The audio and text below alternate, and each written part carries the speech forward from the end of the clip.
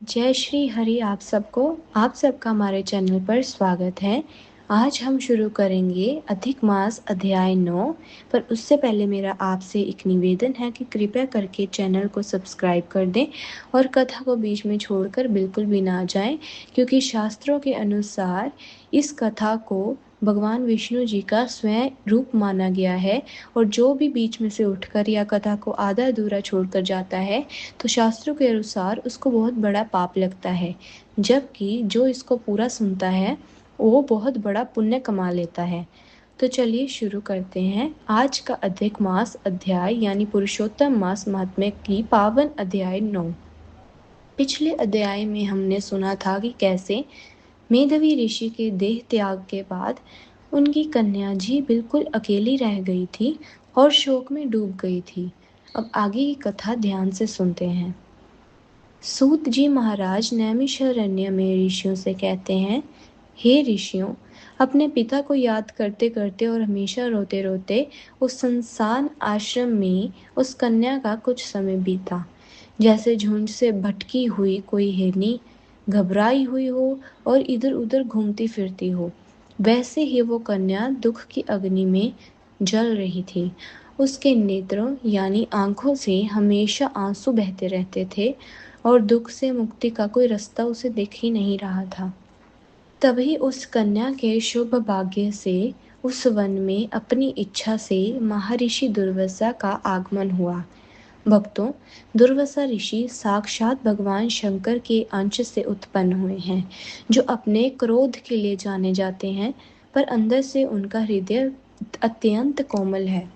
जब उस ऋषि कन्या ने इतने तेजस्वी महर्षि दुर्वासा को आश्रम में आते हुए देखा तो वो अपने दुख के सागर से निकलकर खड़ी हुई। उसने अत्यंत निम्रता और श्रद्धा से उनके चरण स्पर्श किए और उनका स्वागत किया। फिर जैसे माता सीता वाल्मीकि ऋषि को अपने आश्रम लाकर पूजती थी, वैसे ही ये कन्या दुर्वासा जी को अपने आश्रम के अंदर ले आई। उसने उन्हें आसन दिया, उनके चरण धोए, पाद्य दिया और वन के मीठे फल और फूल अर्पित करके उनका आदर सत्कार किया। कन्या के इस निश्चल और प्रेम भरे सेवा भाव को देखकर क्रोधी स्वभाव के दुर्वासा ऋषि अत्यंत प्रसन्न हो गए। उन्होंने मुस्कुराते हुए कहा, हे पुत्री, तुम अत्यंत भाग्यशाली और धर्मपरायण हो। तुमने अपने पिता के कुल का उद्धार कर दिया है। ये तुम्हारे पिता मेधवी ऋषि के तप का ही फल है कि तुम जैसी संस्कारी कन्या पैदा हुई। मैं तुम्हारी सेवा से बहुत खुश और प्रसन्न हूँ। तब उस कन्या की आंखों में फिर से बहुत आंसू आ गए। उसने हाथ जोड़कर कहा, हे महामुनि, आपके आने से आज मेरा भाग्य खुल गया, पर मेरा दुख बहुत बड़ा है। मेरे माता पिता मुझे छोड़कर चले गए हैं। ना मेरा कोई भाई है, ना ही कोई और सहारा। इस सूनी दुनिया में मैं कैसे जाऊं, क्या करूं? मुझे हर दिशा सूनी लगती है। मेरी उम्र भी बीती जा रही है, पर मेरा विवाह यानी मैरिज के लिए कोई तैयार नहीं हो रहा है। कृपया करके आप ही मुझे इस दुख से निकालें या मुझे कोई रास्ता दिखाएं। कन्या के ये करुण वचन सुनकर दुर्वासा ऋषि का हृदय बहुत पिघल गया। उन्होंने उस कन्या का भला सोचकर सभी कष्टों को दूर करने वाला एक सबसे बड़ा और उत्तम उपाय बताया। दुर्वासा ऋषि ने कहा, हे पुत्री, तुम बिल्कुल चिंता मत करो। तुम्हारे सभी दुख दूर करने के लिए ही तो मैं आया हूँ। हर 3 साल में एक बार आने वाला पुरुषोत्तम यानी अधिक मास आने ही वाला है। ये मास साक्षात भगवान श्री कृष्ण का सबसे प्रिय मास है।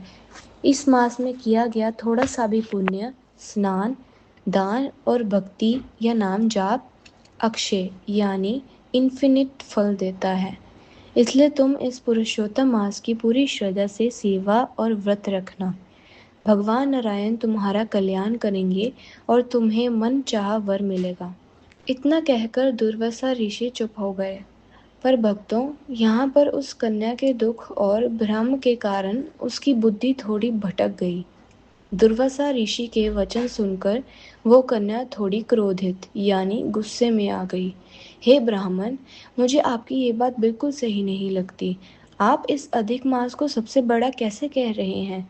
जो मास यानी महीना हमेशा आता है, जैसे कार्तिक मास, बैसाख मास और बाकी मास, जो सभी को मनचाहा फल देते हैं, उन्हें छोड़कर आप इस मल मास यानी अधिक मास की तारीफ क्यों कर रहे हैं? इस मास में तो कोई शुभ कार्य भी नहीं होता। ये मास उनके बराबर कैसे हो सकता है? उस कन्या के मुंह से अधिक मास के ऐसे अपमान सुनकर दुर्वासा ऋषि की आंखें क्रोध से लाल हो गई। वह प्रलय की अग्नि की तरह तपने लगे। उन्होंने कहा, ए मूर्ख लड़की, तू भगवान पुरुषोत्तम की सबसे प्रिय मास की निंदा कर रही है। तू इसकी महीने की अभी मान्यता नहीं जानती। 12,000 साल तक गंगा में स्नान करने से जो फल मिलता है, वो फल पुरुषोत्तम मास में केवल एक स्नान करने से मिल जाता है। पर तूने इसका अपमान किया है।